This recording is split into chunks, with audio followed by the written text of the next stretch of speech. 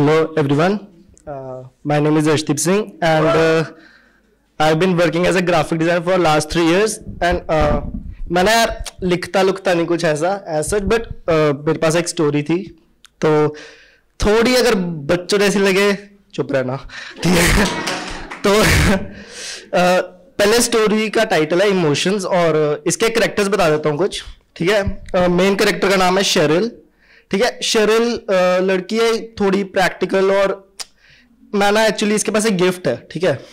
इसके पास गिफ्ट है किसी को भी टच करके ना उसके इमोशंस समझ सकती है मैनिपुलेट कर सकती है ठीक है। तो अब देख चीज ऐसे है कि कोई भी चीज इतनी आराम से मिल जाए ना कदर नहीं रहती भाई ठीक है।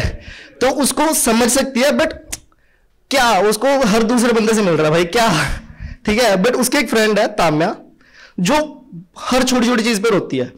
उसको हर चीज इतनी इमोशनल कर देती है कि अगर शेरिल ने न्यू ड्रेस ट्राई वो रो देगी, उसने कुछ भी क्या वो रो देगी ठीक है। तो वो इतनी ज्यादा इमोशनल है, वो उसके इमोशंस इतने ज्यादा वो आर्ट के थ्रू अपने इमोशंस एक्सप्रेस करती है। तो वो ड्राइंग करती है कुछ भी ड्राइंग ज्यादातर डूडल आर्ट या ऐसा कुछ।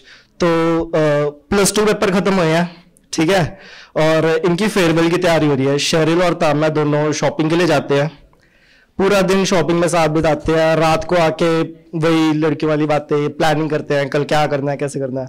तो पूरा दिन ना मतलब इकट्ठे बिताते हैं, फिर शाम को पार्टी में जाते हैं फेयरवेल की, अच्छे से मजे करते हैं, काफी अच्छा चल रहा है अब तक। तो इसको ना जब ये मतलब शेरिल ना ताम्या को घर छोड़ के अपने घर की तरफ आ रही होती है, वॉकिंग डिस्टेंस भी होता है एक्चुअली उसका स्कूल।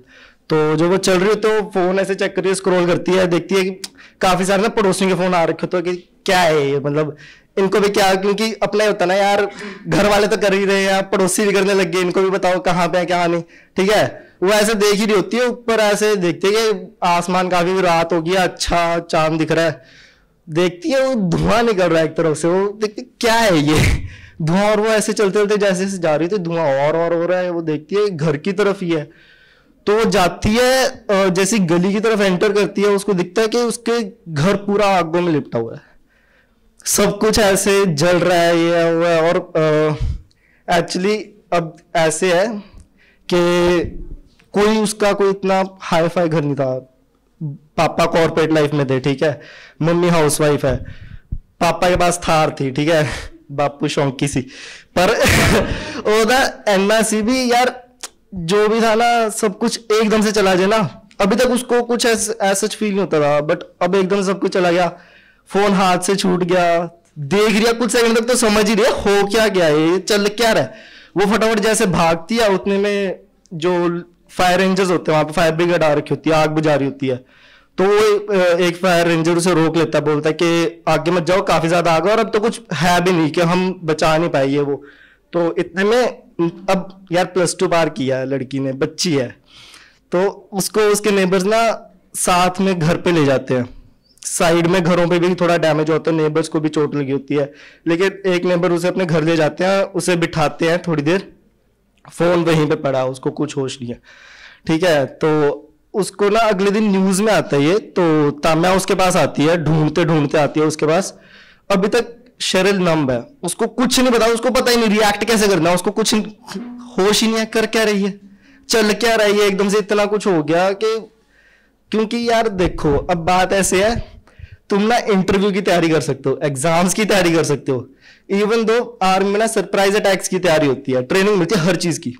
तुम बोलो यार ये स्टैंड अप जो करते हैं लोग या स्टेज पे आना, इसका भी एक्सपीरियंस होता है, एक टाइम पे तुम्हें आदत हो जाती है, लेकिन जो बाय बोलना है ना वो चाहे 20 बार बोल दो, 21 वाला भी पहले जितना ही दर्द देगा। तो अब ऐसा सीन पड़ा, अब उसको ताम्या जब आती है ना पहले बैठती है, उसके पास कुछ नहीं बोलती, वो बैठ जाती है पास में, बैठी है चुपचाप बैठी है। तो अभी तक ना ऐसा था चुप बैठी है, एकदम से वो रोने लग जाती है, फूट फूट के रोती है। क्योंकि देखो कुछ लोगों का होता है कि यार वो रोएंगे, कुछ लोगों का होता है वो हंस के सार देते हैं और सिर में दुख होता है ठीक है, क्योंकि दर्द निकालने का कोई जरिया नहीं होता। कुछ लोगों को तो उन्हें कंफर्ट जोन चाहिए किसी के साथ, जिसके साथ कंफर्टेबल फील करते हैं, अब उसी के साथ वो मतलब रोई फिर अच्छे से, फिर उसके बाद भी ताम्या से भी बात बंद हो गई, वो दूर है, अपने घर पे बैठी है। फिर वो भोग वगैरह पाना सी होना था। फिर इस करके हफ्ता रुके, वो बैठी कमरे 'ਚ बैठी रहती, वो कुछ नहीं कहती, ठीक है। उसको लगता है कि यार क्या है, मेरे साथ ही ऐसा हुआ है, ये है वो है। फिर अब ऐसा है कि अभी तक वो थी प्रैक्टिकल, इस टाइम उसको होश नहीं है। तो जो उसकी सो कॉल्ड गिफ्ट था जिससे वो समझ सकती थी दूसरों के इमोशंस, अब वो थोड़ा आउट ऑफ कंट्रोल है। तो वो जहां पे जितनी गैदरिंग हुई होती है ना, जितने लोग आसपास होते हैं, जिनसे जब जब जैसे जैसे मिलती है, जितना मिलती है जैसे जैसे, तो उसके ना हर किसी उसको इमोशंस फील होते हैं उनके, जैसे जैसे टच करती रहती है। तो वो देखती है यार सबको इतना ही दुख है, वो अकेली नहीं है।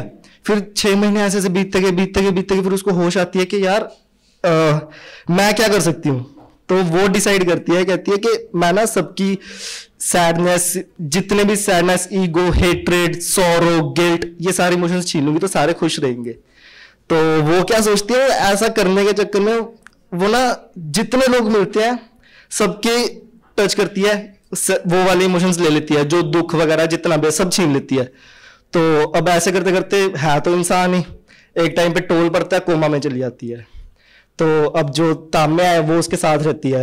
एक्चुअली जाती सबसे पहले वो ताम्या के पास ही है, बट ताम्या से मना कर देती है, बोलती है मुझे नहीं चाहिए, क्योंकि अगर मैं जब दुखी होती तभी ड्राइंग बनती है मेरे से, नहीं तो मैं कर नहीं पाती। तो ऐसे करते करते फिर जब वो कोमा में जाती है, एक वाइट कलर की बॉल आती है, लाइट आती है उसके पास, कोमा से बाहर आती है, और वो ना फटाफट उसको ये होता है कि वो वाइट लाइट, तुम टेस्ट देते हो ना, तुम्हें होता है कि भाई रिजल्ट तो अच्छा ही है, ठीक है। वो देखने जाती है, सारे खुश हैं, बट यार अब चीज ऐसे है कि अगर तुम्हें दुख तुमने खुद ने महसूस नहीं किया ना, तो तुम दूसरे का दुख समझ भी नहीं पाओगे। तो जो वो लोग हैं ना, वो बॉन्ड भी नहीं कर पाते, ठीक है।